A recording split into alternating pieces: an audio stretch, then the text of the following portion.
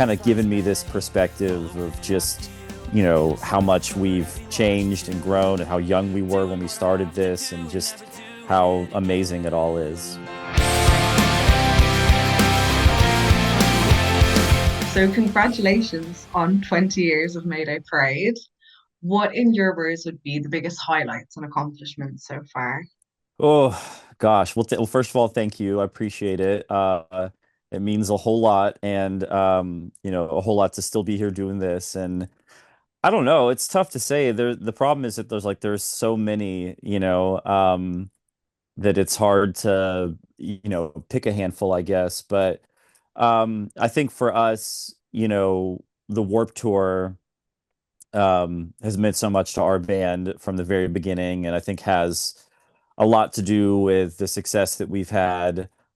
Starting out following the Warp Tour and selling CDs to people outside whenever we were, a 6-month-old band, um, to kind of working our way up and then playing the main stage for the first time in, I think, 2012 was the first time that we did the main stage. So, that was just such an incredible moment, to see how far things had come. And, I don't know, all of it, like all the touring around the world that we've been able to do every time we go to a new country. I just think of, how lucky I am that this is my job and in my life. And I don't know, it's hard to like kind of, wrap it all up into something. But the fact that we're celebrating the 20 years right now, and I've really spent a lot of time going back and uh watching early interviews and early sets of the band. And it's kind of given me this perspective of just, how much we've changed and grown and how young we were when we started this and just how amazing it all is. Absolutely. That's incredible. That's amazing that you can like see the growth and everything. It's awesome. And to celebrate, you are releasing a three-part album. What was the idea behind this and the process? And are all the parts connected? Are they separate? Tell us a bit about this. Yeah, for sure. Well, it just kind of felt like, this was the right time to do something more ambitious like this. And it's something we've kind of, toyed with the idea of, releasing music in a different sort of way than just the standard album that we had always been doing. And so it actually didn't really, it wasn't planned from the start. Whenever we went into the studio about this time last year, um, and we were going to record half of an album essentially and go in later in the year and record the second half. And we just kind of started talking about how, this music was going to be coming out in 2025, which is our 20-year anniversary. And, why don't we try to do something bigger? And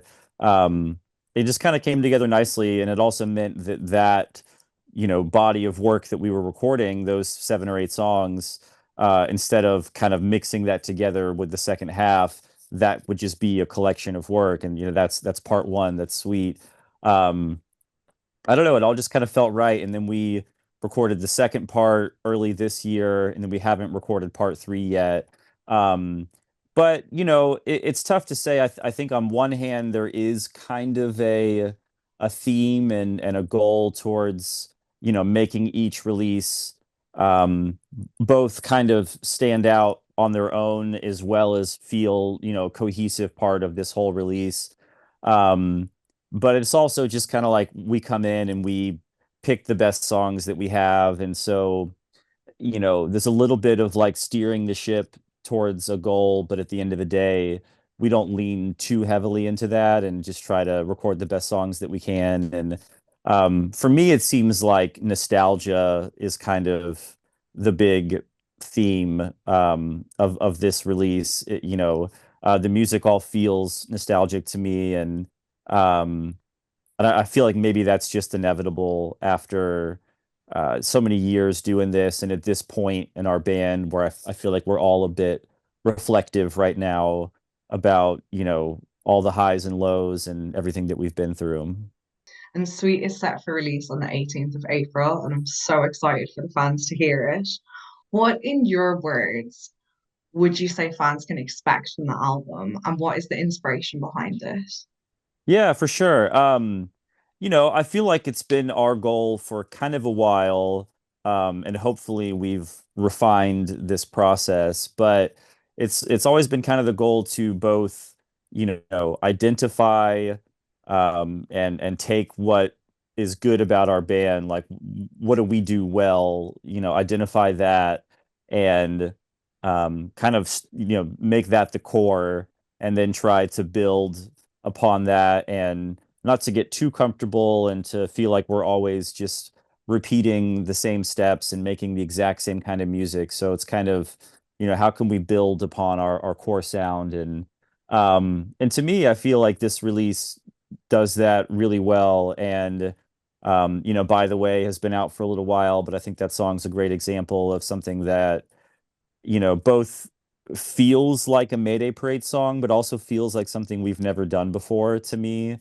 And that's really exciting. And then there's a song called Who's Laughing Now that'll be kind of the single whenever the album gets released. And Joe Taylor from Knuckle is featured on that song. And that song is such a cool example to me of something that we've totally never done before. I mean, it's we just leaned fully into the pop punk side of our band and really embraced that, which we had never fully done before, I think. And I think we weren't even sure if we could do that.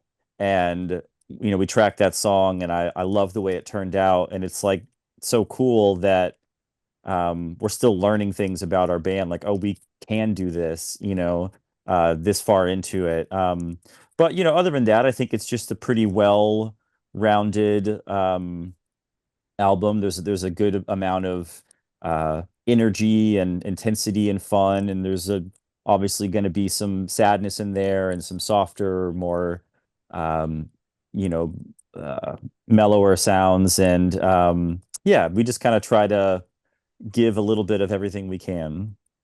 Awesome. Do you have a favorite from the album, or do you have a favorite song that you're looking most forward to performing live? It's got to be By the Way and Who's Laughing Now.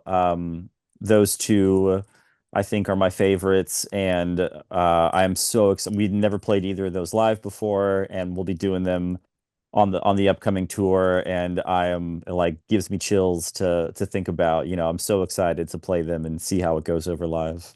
Amazing. Yes, I'm sure everyone can't wait to see them as well. And Yeah. the new music video for By the Way, what was the inspiration behind it? There's a lot of kind of slow-mo and stuff going on. It's really beautifully filmed. What was the creative process of it? Yeah, well, thank you. Yeah, I love the way it turned out. So we have a like a creative director helping us with this whole project. His name is Benjamin Lieber, and he did, the artwork for all this music that we're releasing, and then he has done the music videos as well. So, you know, the music video thing has always been kind of tough for our band. It's always been a little bit of a struggle. And I feel like it's something we have a hard time kind of identifying, how much we should be involved in the process and coming up with the ideas versus letting someone else with a vision kind of run with it. And this one was mostly Benjamin just kind of he directed the video. He sent over a treatment that seemed really cool, and we just kind of trusted him to go for it. I love all the slow motion falling Mhm. shots. And I just feel like it, yeah, matches the vibe and the energy of the song really well. It was kind of brutal to film just because I had to fall so many times, and by the end of the day was a little sore for sure. But it's worth it, I think it turned out great. Okay, so you really felt, and then it like cut and everything. Okay. Yeah, there's like a mattress on the floor that they just kind of like superimposed out or whatever. But it was a bunch of takes of falling over and over again. Yeah. Yeah, these are the parts people don't see. But yeah, well Right. done. Yeah. It sounds fun. And is there a message for the fans who have followed you since the beginning?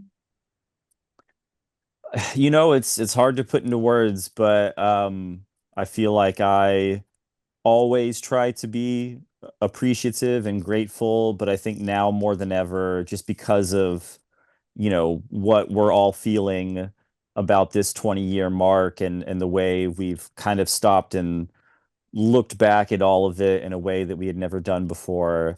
I feel like we just totally feel the love and the support that has carried us through all of this, and it means so much, and we're so excited to still be here doing it. It means everything. And do you have a message for your younger self, say when you were first starting out in Mayday Parade?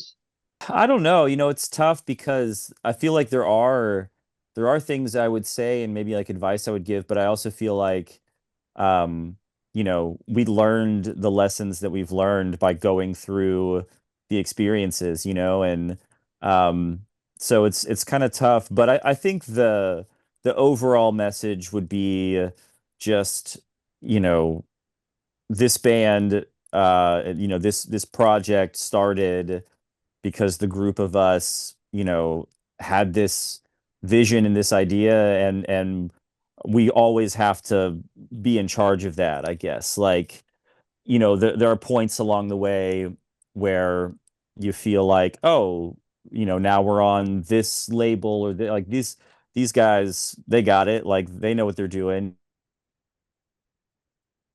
but like to really be the most fulfilled with it and happy with it, you have to kind of you got to steer the ship. You got to be the one, in charge of all that. And but again, I feel like we really learned that by going through it. So it's hard to know what I would say, but yeah, Yeah, absolutely. Tough question.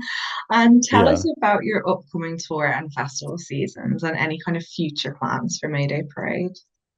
Yeah, for sure. It's going to be a very busy year. We have the release coming out soon, and then like a week after we hit the road with Microwave and Grayscale and Like Roses. They're all such good bands. I love the lineup of this tour. It's a long tour. It's a big tour. It'll be the biggest tour we've ever headlined. We have put so much time and energy and love into building this set. And it'll be, the biggest production we've ever done. And I'm really excited. I'm anxious and excited about it. I'm just kind of nervous because it's so, really it's like we've put so much into it, and I just want it to be, good and unique and kind of stand out from what we've done before. But very excited to get into it. And then we have a lot more. We'll be in the studio later this year. We'll be doing Australia and Southeast Asia coming up. Australia with Jack's Mannequin and the home team. Also, just incredible bands. And more touring in the fall that hasn't been announced yet, so I can't, speak too much on it.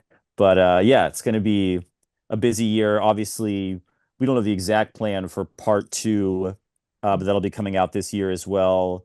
So a lot of things happening for sure. But it's, it's like it's good. I mean, it can be tough, especially being gone as much as we are going to be this year with, family and kids and stuff. But we appreciate that we're busy right now. That's a good thing. And yeah, it's going to be a wild year.